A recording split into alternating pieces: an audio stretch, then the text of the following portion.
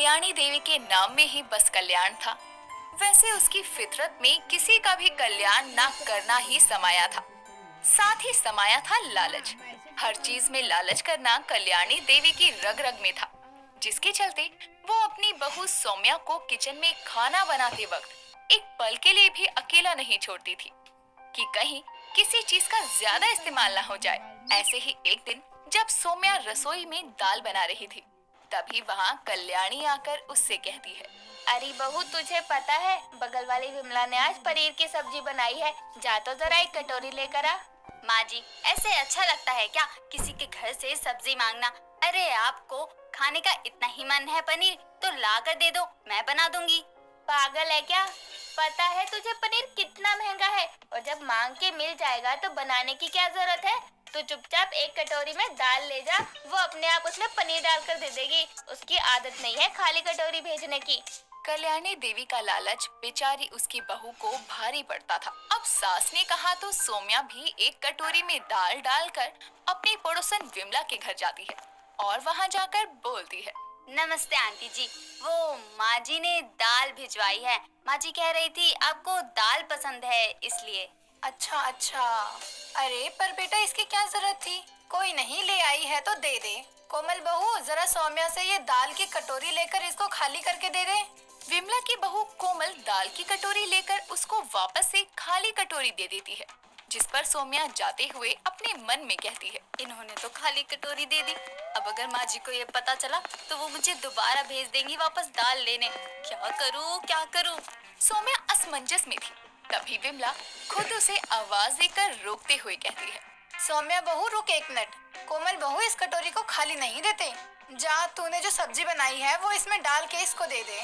कोमल सौम्या से कटोरी लेकर उसमें अपनी बनाई पनीर की सब्जी डालकर देती है, जिसके बाद सौम्या खुशी से वहाँ से चली जाती है। जिस पर विमला अपने मन में कहती है, ये कल्याणी अपने लालच में अपनी बहू का इस्तेमाल करते थकती नहीं है। बेचारी अपनी सास की वजह से शर्मिंदा होती रहती है। सौम्या सब्जी लेकर घर आती है और उसके आते ही कल्याणी उससे सब्जी की कटोरी छीन के खाने की टेबल पर बैठ जाती है और बोलती है, बहू जा और अब जल्दी से मेरे लिए गर्मा गर्म रोटी बना ला। सौम्या कल्याणी को रोटी बना कर देती है और कल्याणी अकेले ही सारी सब्जी कटक जाती है। लेकिन कल्याणी के लालच का सिलसिला इतना ही नहीं था। उसकी रसोई में लगभग सारा राशन खत्म था, जिसके चलते एक शाम सौम्या उसे कहती है, माँ जी, रसोई में सारा राशन खत्म है, राशन भरवा दो। क्या राशन खत्म है? मेरी रसोई में ऐसे कैसे राशन खत्म हो गया? दिखा जरा। कल्याणी रसोई में रखे सारे दाल के डब्बे खोल खोल कर देखती है और उनमें से निकली थोड़ी थोड़ी बहुत दाल के दानों को मिलाकर मिक्स करके धोती है। एक कुकर में डालकर उसमें बहुत सारा पानी डालकर दाल चढ़ाती है और कुछ देर में दाल बन जाने पर वो अपनी बहू से कहती है, बहू देख, तू बोल रही थी कि राशन खत्म है, लेकिन यहाँ मैंने रात तक के लिए दाल बना दी, तो आज तो राशन खत्म होने से रहा और कल के लिए हमें कुछ करना पड़ेगा। चल एक कटोरी लेकर आ, बड़ी वाली कटोरी लेकर आइयो। कल्याणी के कहने पर सौम्या बड़ी वाली कटोरी लेकर आती है, जिसके बाद कल्याणी उससे कहती है, बहू जा पड़ोस के 2-4 घरों से अलग अलग दालें मांग ला, बोलियो हमारे घर खत्म हो गई, हम कल ले आएंगे। माँ जी, मुझे ऐसे मांगना अच्छा नहीं लगता। सुमित जी ने पैसे तो भिजवाए थे ना, आप उससे राशन भरवा लो ना। तो चुप कर, मेरा बेटा घर से दूर रहकर पैसे कमा रहा है तो क्या ऐसे ही उड़ा दूं? बचत नाम की भी कोई चीज होती है, और पैसे क्या राशन में बर्बाद करने के लिए होते हैं? जितना बोला है ना तुझसे उतना कर। बेचारी सौम्या सबके घरों में दालें मांगने जाती है। उसको ये काम करते हुए बड़ी शर्मिंदगी महसूस होती है, लेकिन अपनी लालची सास की रसोई को भरने के लिए उसे ये करना पड़ता है। कुछ देर में जब सौम्या सबसे दालें मांग कर लाती है, तो कल्याणी उन सबको अलग अलग डब्बों में डालकर एक अलमारी में रखकर उस पर ताला लगाते हुए कहती है, बहू तेरे हाथों में तो खर्चा ही बहुत है, अब से तुझे कुछ बनाना होगा तो तू मेरे पास आएगी, मैं तुझे नाप तोल के निकाल के दिया करूंगी दालें, उतनी ही दाल बनाएगी तू। ठीक है माँ जी, ये मेरी सास का लालच ना कभी खत्म नहीं होगा, दूसरों के घर से मांगी हुई दालें भी ताले में रखती हैं। अब अगर सौम्या का कुछ भी खाने का मन करता तो उसको कल्याणी से इजाजत लेनी पड़ती, और कल्याणी उसको इजाजत तो देती ही नहीं थी। ऐसे ही एक शाम किसी काम से वापस घर आ रही सौम्या को अचानक चक्कर आता है। तभी पड़ोसन विमला उसे संभालती हुई कहती है, अरे बहू तो ठीक तो है, क्या हुआ तुझे, इतने चक्कर क्यों आ रहे हैं? आंटी वो शायद कुछ ना खाने की वजह से। कोई नहीं, मैं ठीक हूँ। तू कहाँ ठीक है, चल मेरे घर आजा।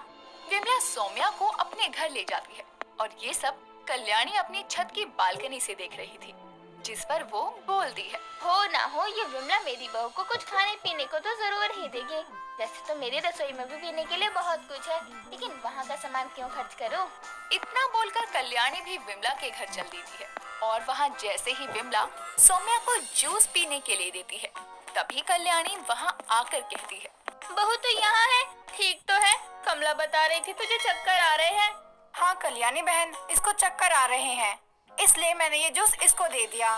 ले सौम्या बहू पी ले। लाइए मुझे दीजिए, मैं पिलाऊं। ले बहू, अरे पी ले, मन नहीं है क्या? चल कोई नहीं। कल्याणी सिर्फ नाटक करते हुए जूस का ग्लास सौम्या के होठों तक लगाती है, जिसके बाद उसके ना पीने का बहाना करके वो खुद सारा जूस पी जाती है और जूस पीते ही वो सौम्या को पकड़कर अपने साथ ले जाते हुए कहती है, चल बहू, मैं तेरे लिए खिचड़ी बना देती हूँ घर जाकर, थक जाती है काम कर कर। ऐसा बोलते हुए कल्याणी सौम्या को घर ले जाती है और विमला ये सब देखकर बोलती है, बेचारी सौम्या कैसी सास के पल्ले पड़ गई, जो इसको कुछ खाने को दे ना दे, लेकिन अपने खाने का इंतजाम कर लेती है। न जाने इसने अपने रसोई में कुछ खाने को रखा भी होगा या नहीं। घर आकर सौम्या को पानी पिलाकर कल्याणी सुला देती है, लेकिन अब हालात और खराब होते जा रहे थे। कल्याणी की रसोई में हर चीज होने के बावजूद वो उस सामान का इस्तेमाल या खर्च नहीं करने देती थी और ऐसे ही बहू को मांगने भेजा करती थी। ऐसे ही एक दोपहर मोहल्ले की दुकान से उधार मांगने गई सौम्या संग वहाँ का दुकानदार भी उसके साथ घर आता है और कल्याणी देवी से कहता है, कल्याणी देवी जी, ये देखिए आपकी बहू आज फिर से उधार मांगने आई। अरे कहती है मेरे घर की रसोई के सारे डब्बे खाली पड़े हैं, कृपया करके कुछ उधार दे दीजिए। ये क्या कह रहे हैं आप? मेरी रसोई 12 महीने खाली नहीं रहती, चाहे तो देख लीजिए। कल्याणी दुकानदार को रसोई में लाकर दिखाती है कि वहाँ सारे डब्बे दाल और राशन से ऊपर तक भरे हैं। खाने पीने की चीजों से रसोई पूरी लबालब है। ये देखकर दुकानदार बोलता है, तो फिर आपकी बहू ने ऐसा क्यों कहा कि घर में कुछ खाने को नहीं है? क्या बताऊं भैया, ये मेरी बहू है ना, सब कुछ होते सोते भी मांगने की आदी हो गई है। मतलब अपने घर का राशन इस्तेमाल नहीं करना चाहती, इतनी लालची है। अरे बहू, कितनी बार कहा है, जब घर में सब है तो क्यों मांगती है? ये सब क्या मैं अपनी छाती पर लेकर जाऊंगी? तेरे लिए ही तो है सब कुछ। पर माँ जी मुझे तो। अब तू चुप रह, माफी मांग लूंगी मैं इनसे। भाई साहब, इसको माफ कर दो। ये सारा ड्रामा पूरा मोहल्ला इकट्ठा होकर देखने लगता है।